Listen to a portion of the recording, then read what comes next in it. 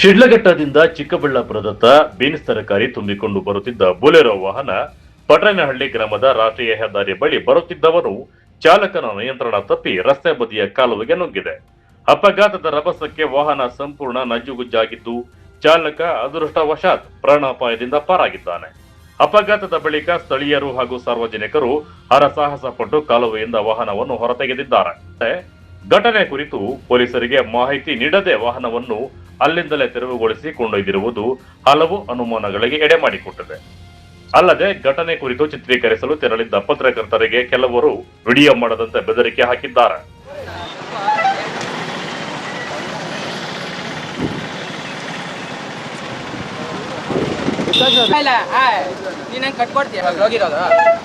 ರೋಡಲ್ಲಿ ಆಕ್ಸಿಡೆಂಟ್ ಆಗಿರೋದು ನನ್ನ ತಗೋಬೇಕು, ನೀನು ಕೇಳಕ್ ತೆಗಿತಾನೆ ಇದೆಯಲ್ಲ.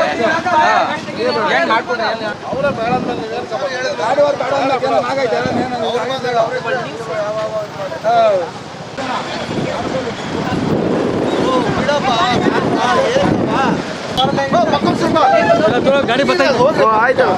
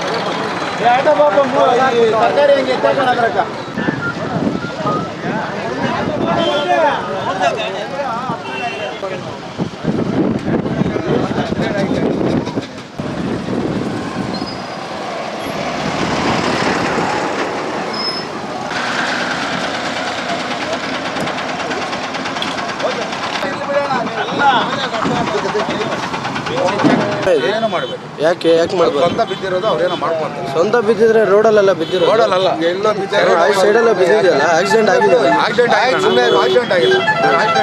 ಯಾರು ಡ್ರೈವರ್ ಯಾರು? ಡ್ರೈವರ್ ನಮ್ಮ ತಮ್ಮ ಅವನೇ, ಅಲ್ಲೇ ಇದ್ದಾನೆ.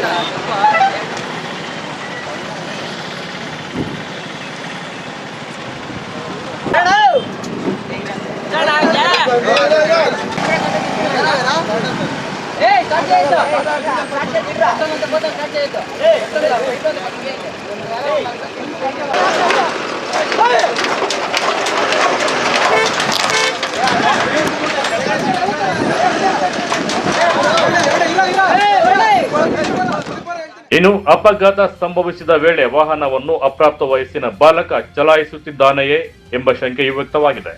ಈ ಬಗ್ಗೆ ಸ್ಥಳೀಯರು ಸಮಗ್ರ ತನಿಖೆ ನಡೆಸುವಂತೆ ಆಗ್ರಹಿಸಿದ್ದಾರೆ.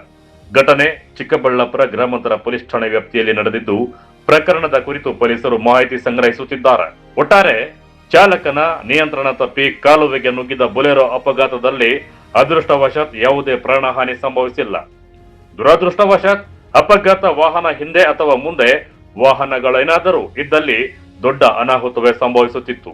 ಆದರೆ ಅಪಘಾತವನ್ನು ಪೊಲೀಸರಿಗೆ ತಿಳಿಸದೆ ವಾಹನವನ್ನು ತೆರವುಗೊಳಿಸಿರುವುದು ಹಾಗೂ ಪತ್ರಕರ್ತರಿಗೆ ಬೆದರಿಕೆ ಹಾಕಿರುವ ಆರೋಪ ಕೇಳಿ ಬಂದಿದ್ದು ಪ್ರಕರಣಕ್ಕೆ ಹೊಸ ತಿರುವು ನೀಡಿದೆ.